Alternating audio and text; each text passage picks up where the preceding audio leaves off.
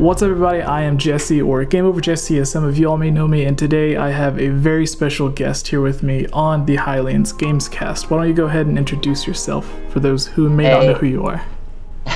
So I'm Orion. I sing in a band called City of Ashes, and I got to know Jesse a couple of years ago now, I guess, when I was part of a Zelda short movie playing Link. Yeah, as everybody knows, we have a deep love for the Zelda series, and as well as the Zelda fan film, How I Got to Know You, I've also become a huge fan of your band, City of Ashes. So how long have you been in that band? Oh, we've been going a little while now. I would guess five-ish years, somewhere in that ballpark. Nice. And has it changed at all? Like, you know, starting a new band, it can be all exciting, but as the years goes on, some people could kind of get tired of it. But with you guys, has it been exciting the whole time? Like, how's it been for you? I mean, it's always exciting, but you know, it always it changes as well. You know, that's the nature. Everybody's going through different stuff in their lives, and you know, I think everybody's had at least one tour that really was tough for them. You know, they had personal stuff going on or whatever, and that becomes part of the challenge, you know, to pull each other through. Stylistically, things develop, you know, so it's always changing, and for that very reason it's kind of exciting and really valuable. Whatever stage you're in, when you're enjoying it, you know it's always going to move on again into something else. So it's for me really difficult to get bored of that. Alright, and as everybody knows, this is the Highlands Gamescast, as I mentioned, and we will get more into the interview with Orion here in just a moment. But first, I want to give a quick thank you to the Patreon supporters for the YouTube channel and the podcast. We have George Martinez, Casey, Rusty Caulfield, Robbie Morgan, Shadow to Us, Lovable Christie, Key of Time 15, Lunarium, and just this past week we have Megan, Tight-Lipped Gaming, and Crimson King. Submit your ideas for future discussions, Zelda theories, or whatever this channel can produce. And finally, you also get your questions answered or prioritized on the podcast. But you can always go in the comments below, leave your questions. Sometimes we have too many, so we can't get to them all, which is why it's nice if you really want your question to be answered to head to Patreon. Oh, but we have some exciting news. Probably the most important for me is Disney bought Fox. So everyone is going to be getting that. Sorry, I just got a message from Daniel, who may be joining, so I can edit this part out. Okay.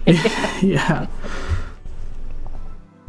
We're on Skype, currently recording for the past 5 minutes.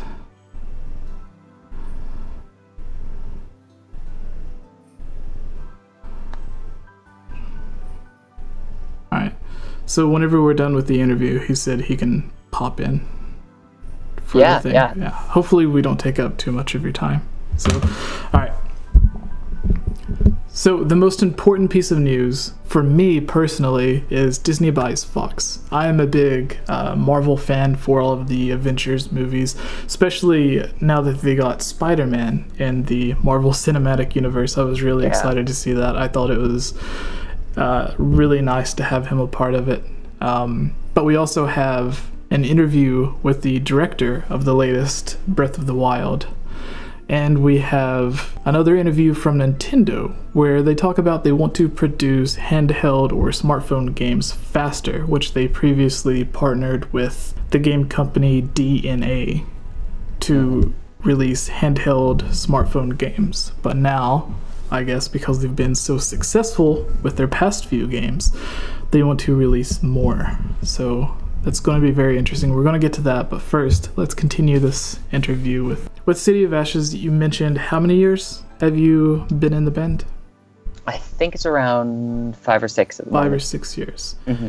And whenever you first joined the band, was it already like a band that was ongoing, or were you there from the very beginning as like a founding member?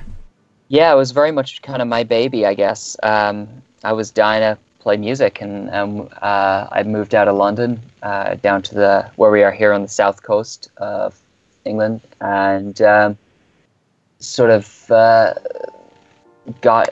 was dying to play, got involved with people playing acoustic shows and whatever, and they became pretty popular, and eventually got the opportunity to take that a stage further. Yeah. See, it's always interesting to me seeing all of the like behind the scenes stories, because you always see interviews with bands, but not all the time do they answer the questions you would like to hear. The reporter going in or whatever, most of the time it's always like, what's the next song going to sound like? What's the next album going to sound like? But I'm always interested in like the creation of the band, because you have so many different stories. Some might not be correct, some might be a little bit misleading or whatever. But talking like straight to one of the founding members of the band is always nice. The previous, as some people who are familiar with my channel may know, the previous musician that I had on here was Robert Ortiz from Escape the Fate. So it's nice to continue, although I did have you on long ago before him, but that was more about the Zelda fan film that you were a part of. So it's really nice to like go in like specifically for City of Ashes this time. Which reminds me, just a few days ago, I guess, you posted something on Facebook about a new album, or working on a new album. Was that a Facebook post? Yeah, I mean, we did we've done a couple of live streams and tweets and other things. Basically, we've been writing very quietly during the year, and we have some new songs that we're really excited about, and we have just yesterday started to work on an EP. We did the drums for it yesterday, and we're really excited. I think this is going to be pretty different to what anybody that knows the band is expecting. There's a lot of different stuff in there, which as a member of the band is really kind of exciting. So we're really quite excited, and people have been really good about supporting us as well with getting it made. Yeah. Is there a big tour coming up for this? There is not at the moment.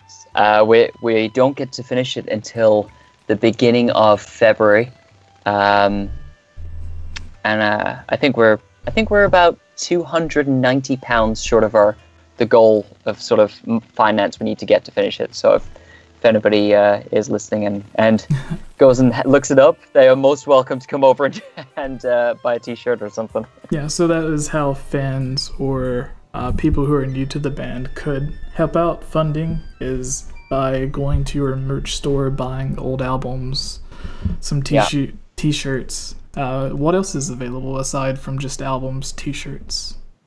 So we did the most recent thing that went up. We did a live acoustic alternative versions of two of our songs from our most recent record, and that was a lot of fun. They're completely live, unedited, which is, very much in the creative sphere, something that doesn't really happen. You don't get to see sort of unfiltered stuff. Yeah. So that was a lot of fun, and we shot them in a really beautiful place at the University of Sussex in England, and so they are up, and you can purchase them in the store for £2 for both tracks, and we just email them out to you, and you can email us back, let us know what you think, and stay in touch with us. All right, and maybe I want to say a year, possibly 2 years ago, you had I forget. Forgive me for forgetting, but it was like the Something Project. The Sometimes Project. Sometimes Project, yes. So that means a huge amount to me as somebody who has my own issues with depression, to have to be able to sort of take that message forward and to talk to other people about their experiences, because it is such an individual thing to go through. And it became a sort of 15-minute short film. We got to take a bunch of people with their own stories who were involved in the project on the London Eye, if you know the big Ferris wheel over London, do an acoustic show for them up there. We have And a lot of partners and friends of the YouTube channel that live in London, so it'll be nice cool. to show them this video and the sometimes project video after this. Absolutely, and it's still a live community on Facebook. So if people do find that they want to look that up, and if they have their own issues, they want to air what's going on for them, or just read other people's experiences and interact with people. It's a really thriving community. It means a huge amount to me. So, all right. And how many albums do you all have released at this moment? You have the upcoming EP. Yeah, we have 2 full-length albums before this, and they are both on the store, or iTunes if you like. And there's a whole bunch of course, music videos on YouTube, as you know very well, Jesse. Yes. You can't let YouTube die. No, I'm a big fan of quite a few of them. The video for Masks is really great, and the rest of them. Or is it Masks or Mask? Masks, yeah. Masks, we shot that. I take quite a lot of pride in these because I produced them all myself. So we went out to a military base in Wales, and I managed to get the military to agree to let us come film there. Yes, and of course you all have, I would say, the infamous Wrecking Ball music video cover. Yeah, that's still doing the rounds on YouTube, I think. Yeah, and has that cover brought in a lot of new fans, or has it just been something that you find that people who are already fans enjoy? I think it's a bit of a mix. I mean, you do get some voices come out of nowhere and just go, I hate Miley Cyrus. Oh, but I really like this. Yeah, so it's kind of a real mixed bag. And then I think this past Christmas gone, we put out a Britney Spears cover as well. Yeah. From the first album, my personal favorite song is The Highest Point of Living. Yeah, yeah. So I think it reminds me a lot of songs that I used to listen to when I was in my teenage years. So, and then like it sort of just has like that calming vibe to it. So it definitely stands out among some of your other songs, especially the ones that you have videos for are more of like the energetic rock songs, and then this one's just the mellow, chill song that really gets you thinking. So with the very first album, what was sort of the theme behind it, if there would be one, like kind of the mindset of the band whenever the first album came out? So I hadn't been going through such a great time. I had a 4-year relationship come to an end, and various other sort of personal things going on. And you know, when you get into one of those ruts where things just feel like a mess, and I think my father got a very rare autoimmune sickness, and my housemate got an autoimmune disease attacking his kidneys. So it was just like one of those stupid things. Like if you took the script to Hollywood, they'd say, I'm sorry, that's completely unrealistic. Yeah. So no, it was a weird time, and it was just sort of trying to grind out the songs in a lot of ways. So when we got to the end of that process, at least for me, it was pretty cathartic to be able to look at it and go, here's, you know, a finished record that we got there. We got to the end of that road.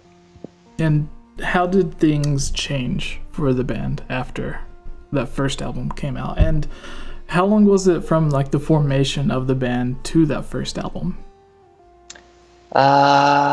Probably a year or two from formation to the first record. Things changed a lot, because suddenly when you have a record out and people can, you're not just, you know, kind of this internet page that nobody has anything to relate to it, yeah, you know? I look at it as like you kind of go from like the stereotypical garage band to people suddenly think, oh, this is a legitimate band. You can go out, you can buy their shirt, you can buy their album. Yeah, absolutely. And you know, we were lucky enough to get some very cool shows off the back of that. I know we spoke about one before, Jesse, when we accidentally ended up on tour with the band Trapped. Yes. That was really cool. That's the one that I had a mix up and thought you all toured in America with Trapped. No, we got a friend of mine owned a venue in Wales, and he said, look, I can't pay you because, you know, having this band in obviously is not the cheapest thing in the world. And so he said, but if you want the show, come over, you can open it up and whatever. And we went, yeah, sure. We ended up out there, had a great time, went out drinking afterwards because it was meant to be our last show of the year. And they went, man, this is so fun. We should do this again tomorrow. We have a sold-out show in London tomorrow. You guys want to play? And we went, yeah, sure, thinking, you know, it's nothing will ever be said of this again. And we got this call from the tour manager at like 10 a.m. the next day saying, are you guys driving yet? And we went, should we be? So wait, you mean this is real? This is really happening? Yeah, exactly. We ended up on, I think, half of the tour with them. It was a really bizarre, but incredibly gratifying experience. Yeah. And did you all go like the rest of the shows playing for free? Or was it like you actually started getting paid after that? No. I mean, you know, when the tour is booked like that, you're just grateful to be on it and be there at all. So, you know, people were very good to us and bought our T-shirts and stuff and helped us, you know, put gas in the tank. So it was really cool. People were basically the difference who were turning up at the show going, we have no idea who the hell you are, and just being able to get round. So it was very cool. Yeah. All right. And with the second album, which just came out, I believe, last year? 2016. Yeah, because I want to say it came out around the same time that my daughter was born. Because I remember listening to some of the songs around that time, like maybe a month or two after. But I really liked it. You had Viper's Nest. Viper's Nest, yeah. That was one of the first singles from that song, or that album. Yeah, I think that was maybe the second one off that record, so yeah. And how was like the theme and the headspace of everybody going into that album? Was it different than the first, or? Yeah, I mean, we all had a little more experience. We're a little less, you know, kind of fresh to it. It was really tough. Myself and my brother, who plays guitar in the band, we don't have a label, so myself and he paid for the whole record ourselves by working sort of late nights in a cocktail bar. So that was, I think between the two of us, we raised £7,000 working in a bar. So that's, I don't know what that equates to at the moment in US, but it's probably a little over 10 grand, something like that in US. So it was, in that sense, really quite draining. But again, we were very proud to accomplish it and proud of how the record went down with people.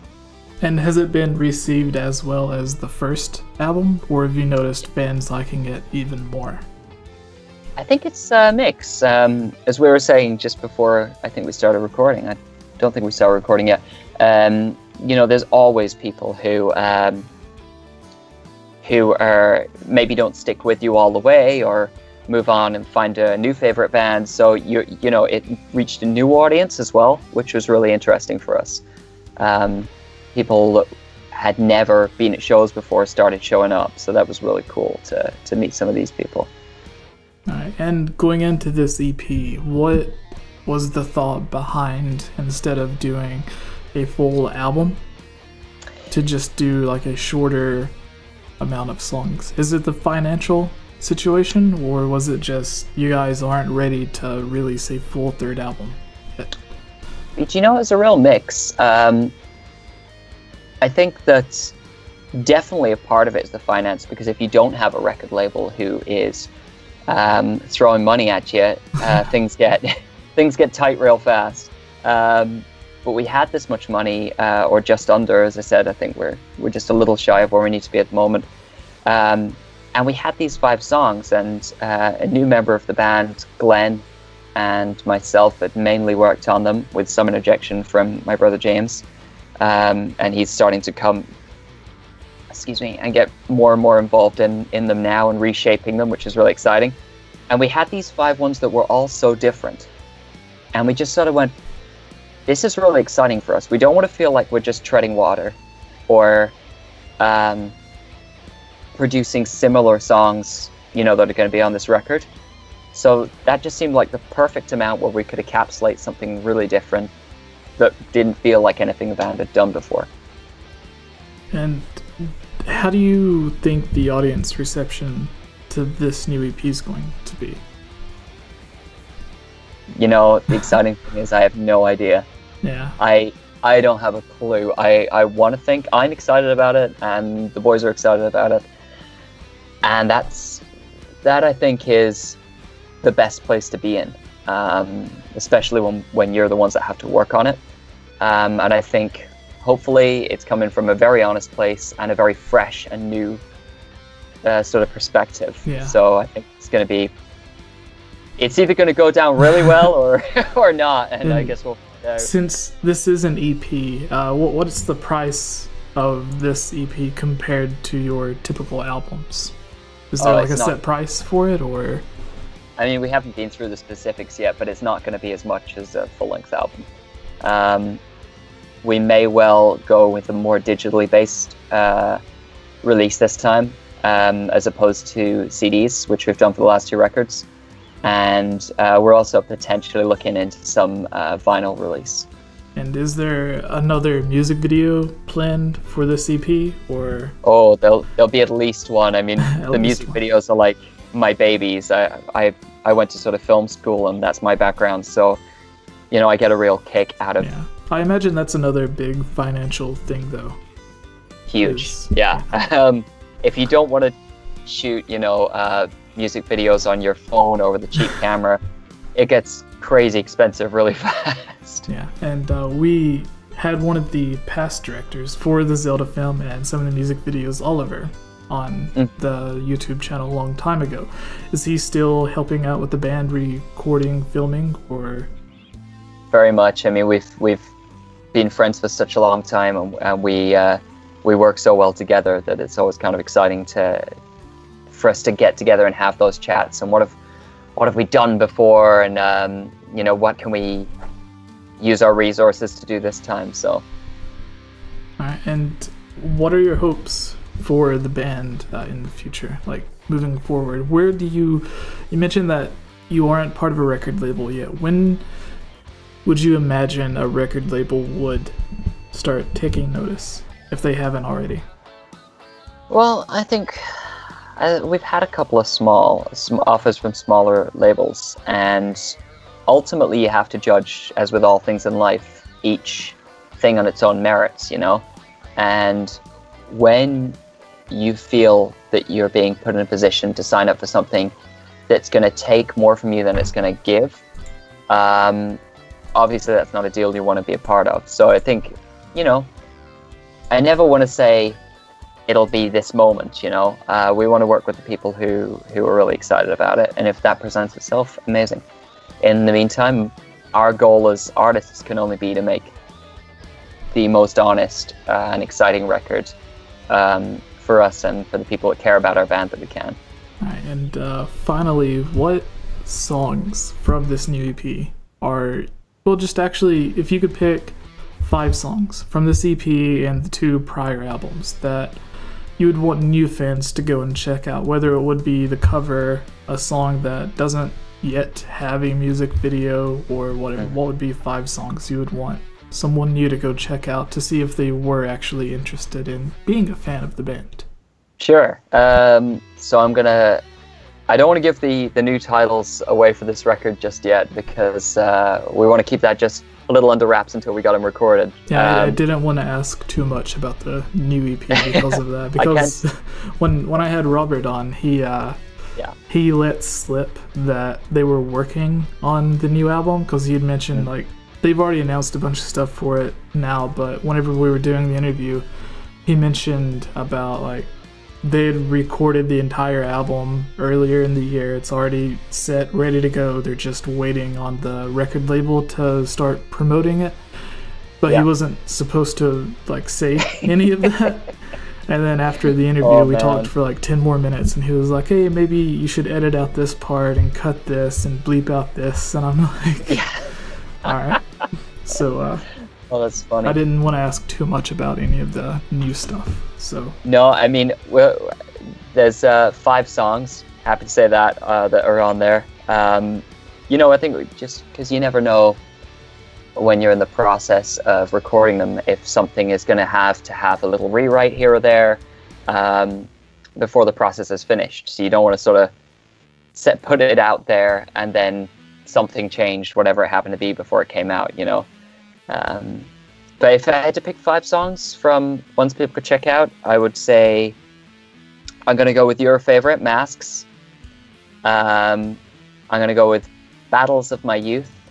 I am going to go with Highest Point of Living, which again you mentioned because it definitely means a lot to me as a song. I'm going to say Sometimes, because that project means so much to me, and the film that goes with it certainly does. And I'm going to say Bittersweet, because it was the band's most recent video. So they can all be found, if anybody is interested, wants to check it out, on youtube.com/City of Ashes Band.